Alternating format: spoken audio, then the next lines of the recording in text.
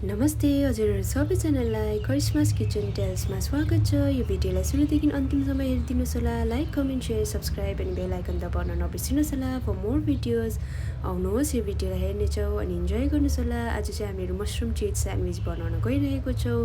मसरुमलाई धोएर ल्याउने, यसको आउटर लेयर पार्टलाई यसरी पिल आउट गरेर राख्ने।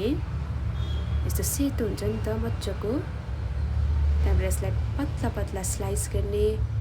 आफ्नो डे अफको बेलामा नअत्तालिकन ब्रेकफास्ट बनाएर खानुको मजा चाहिँ छुट्टै छ नि त। साथै हजुरसँग बातचित गर्दै झनै रमाइलो है।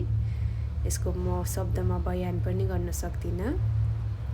प्लस मेरो लागि चाहिँ एउटा कुकिङ चाहिँ एउटा थेराप्युटिक ट्रिटमेन्ट पनि हो। यति दिन काम गरेर आएको आफ्नो स्ट्रेसहरूलाई, आफ्नो माइन्ड बडी सोललाई रेस्ट रिफ्रेसमेन्ट है। एउटा गार्लिक क्लोभलाई लिने, यसरी रफली चप गरिदिने।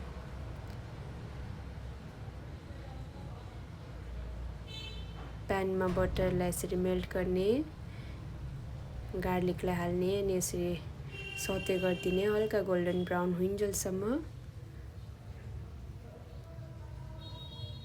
अब पालो रहेको छ मसरुमलाई एड गर्ने अनि यसलाई चलाउँदै पकाउने।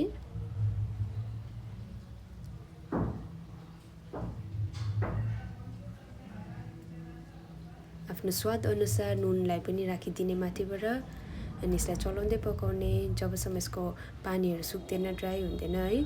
हजुरहरूलाई पनि टेन्सन परिरहेको छ नानीहरूलाई के ब्रेकफास्ट दिनु, के टिफिनमा हालिदिनु।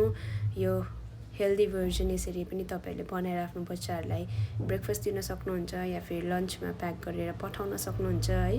भइसकिसकेपछि आफ्नो चोइस अनुसार bread brown bread, white bread है, चोइस अनुसार चुज गरेर ब्रेडमाथि यसरी स्प्रेड गर्न सक्नुहुन्छ। चारै कुनामा पुगिन्जेलसम्म मजाले फैलाएर यसरी स्प्रेड गरिदिनुहोस् होला यो मसरुमलाई। त्यसको माथिबाट चिज स्लाइसलाई यसरी राखिदिनुहोस् होला। यसको माथि एउटा ब्रेड स्लाइसलाई पनि राख्ने। प्यानमा बटर गरम गर्ने, ब्रेडलाई राख्ने, साइड साइडमा पानी हल्का चुहाइदिने यसरी। त्यहाँबाट छोपेर मजाले यसलाई पकाउने। यस्तो गर्नाले चाहिँ चिज मजाले छिट्टो मेल्ट हुन्छ नि त।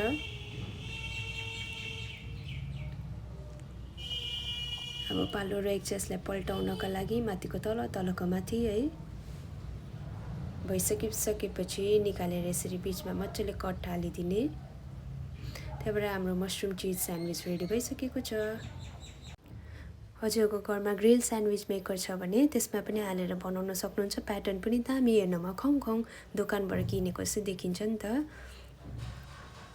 मलाई चाहिँ पोच अन्डा मनपर्छ र मैले यहाँ पोच अन्डा आफ्नो लागि रेडी गर्दैछु। हजुरले आफ्नो प्रेफरेन्स अनुसार बनाउन सक्नुहुन्छ। माथिबाट हल्का नमक, पिन्च अफ सल्ट हाल्दैछु। अब रेडी भइसकेको छ। अब रहेको छ पालो प्लेटिङको। प्लेट लिने एउटा, अघिको स्यान्डविचलाई राखिदिने। हजुरको घरमा जे फ्रुट्सहरू अभाइलेबल छ त्यो फ्रुट्सलाई साइडमा राख्यो भने झनै दामी देखिन्छ। छैन भनेदेखिलाई पनि यो स्टेपलाई स्किप गर्न सक्नुहुन्छ, केही फरकै पर्दैन। अघि राखेको अमलेटलाई, रेडी भएको अमलेटलाई पनि मैले पोच एगलाई पनि राखेँ। त्यहाँबाट मेरो प्लेट यस्तो भएको छ। म इन्जोय गर्न गइरहेको छु। हजुर पनि इन्जोय गर्नुहोस् होला। Thank you.